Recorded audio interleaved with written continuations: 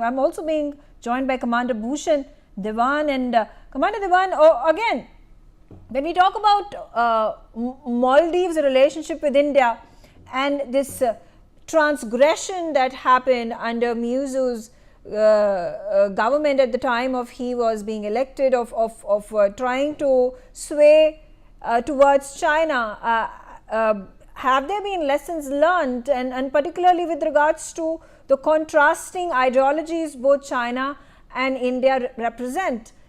India from the very start has time and again assured and ensured that it does not have territorial aspirations, whether we talk about Sri Lanka, Bangladesh and even Maldives, vis-a-vis the practices that China has been moving forward with, the debt diplomacy, the expansionist, aggressionist kind of ideologies that it has been carrying forward, whether it is Sri Lanka, Nepal, Pakistan, even Bangladesh for that matter, and Maldives as well. So is there been a point for the Muizzu government to take a step back, to reassess the situation and then realize where its interests lie?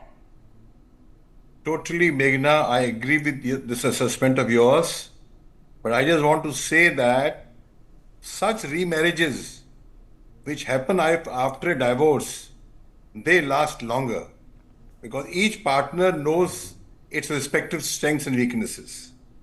India and Maldives are just 13 miles away from each other.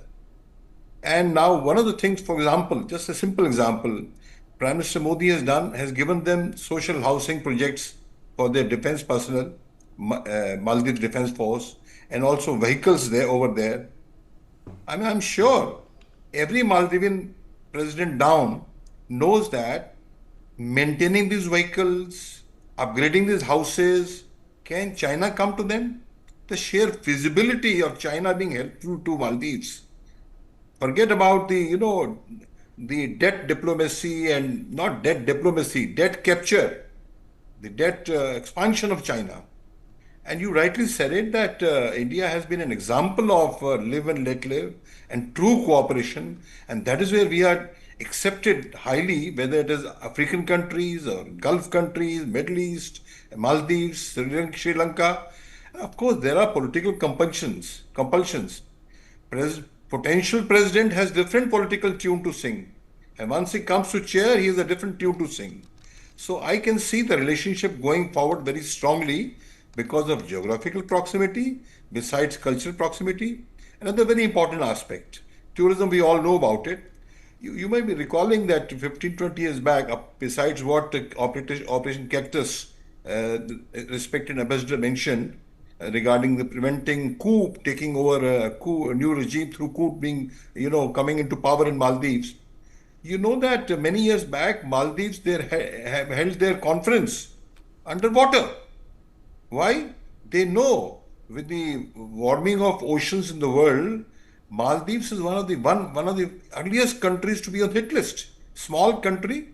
And the point I'm making is now one of the accords signed now is with the Indian Institute of Tropical Meteorology between India and Maldives. They need to get a grip. Maldives need to get a grip on all their knowledge base, whether it is IT or whether it is health services, banking services. I mean, even Russia, for example, has been initially taking help from India for the chartered accountancy, commerce, and now things like meteorology. I'm just saying there is a very close affinity and need and mutual potential for mutual help, which China cannot fulfill that. Besides being their aggressive exploitative way of controlling the whole world.